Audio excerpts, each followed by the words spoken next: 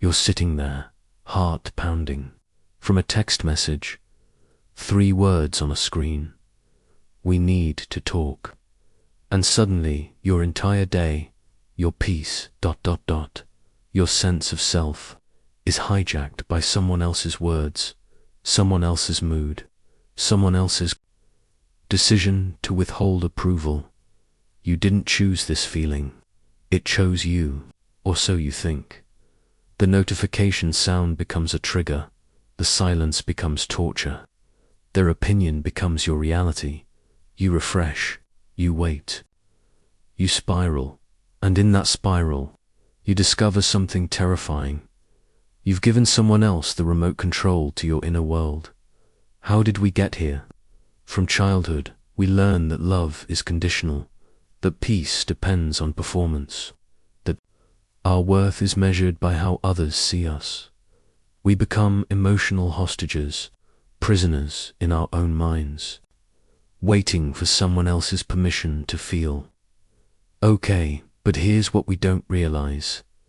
Every time we give someone power over our feelings, we're making an unconscious choice. We're saying, your opinion of me matters more than my own. We're saying, I trust your judgment of my worth more than I trust my own. We're saying, I'd rather feel terrible and connected to you than feel peaceful and alone with myself. The ancient Stoics understood something profound, something that would change everything if you truly grasped it. Marcus Aurelius, writing in his private journal in the middle of wars and political chaos, wrote these words: "You have power over your mind, not outside events. Realize this, and you will find strength, not your feelings. Your mind, the space between what happens and how you choose to interpret it, that space, that's where your freedom lives." But we've been conditioned to believe that feelings are facts, that if someone makes us angry, they literally created that anger, that if someone disappoints us, they are responsible for our disappointment, that if someone rejects us, they determine our worth. This is the great lie, the lie that keeps us enslaved, the truth. No one can make you feel anything without your unconscious permission. Think about it. The same criticism that devastates you today would have bounced right off you 5 years ago. The same person who triggers you now has said the same things before, when you were in a different headspace. What changed? Not them, not their words. Your relationship to those words, your attachment to being seen a certain way, your need for their approval. Epictetus, who knew something about powerlessness, he was literally a slave, taught his students, it's not what happens to you, but how you react to it that matters.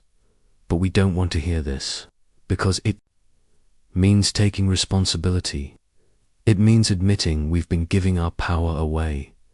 It means facing the uncomfortable truth that we've been addicted to other people's opinions of us. Here's what happens when someone makes you angry.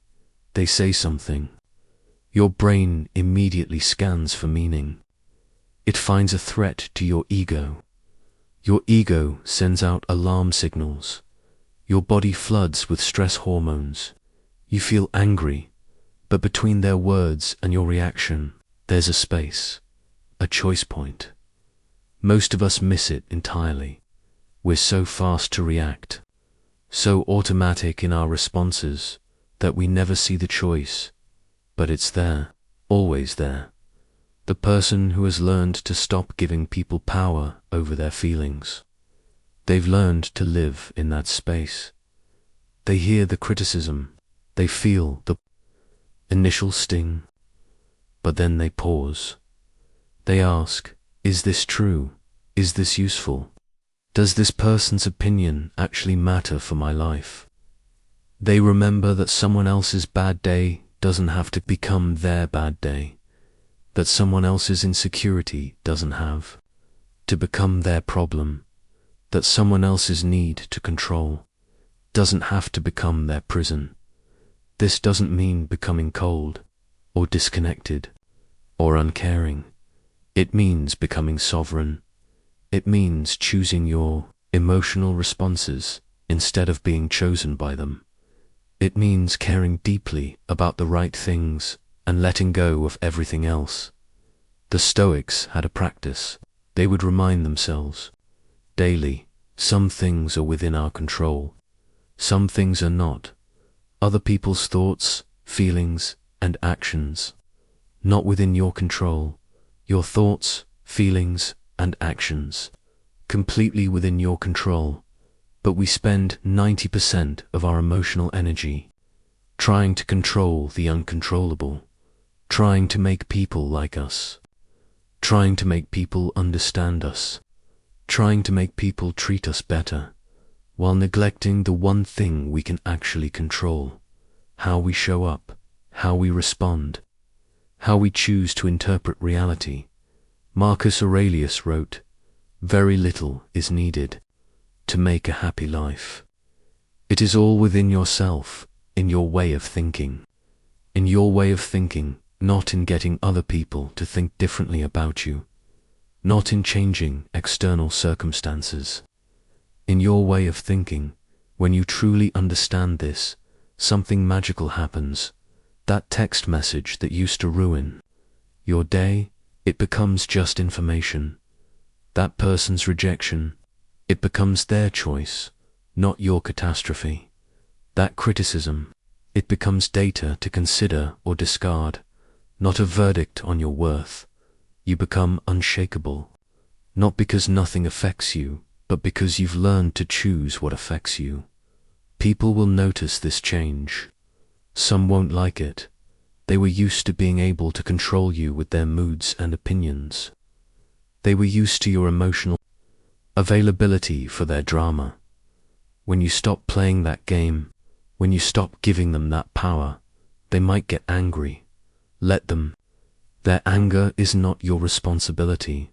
Your peace is. This is not about becoming selfish. It's about becoming whole. When you stop needing other people to regulate your emotions, you can actually love them better, without agenda, without desperation, without the hidden transaction of "I'll be nice to you if you make me feel good about myself." You can be kind without being controllable. You can be open without being vulnerable to every opinion. You can care without becoming emotionally dependent. This is emotional sovereignty. This is what the Stoics called the discipline of desire, wanting what you have, being content with what you can control, finding peace in the space between stimulus and response.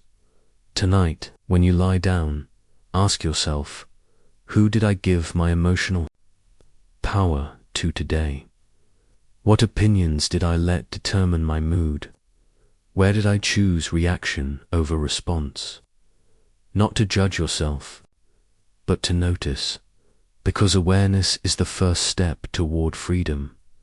Tomorrow, you'll have 1,000 opportunities to practice emotional sovereignty.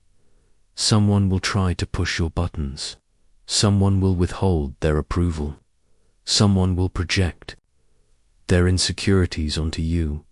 And in that moment, you'll remember, you have a choice.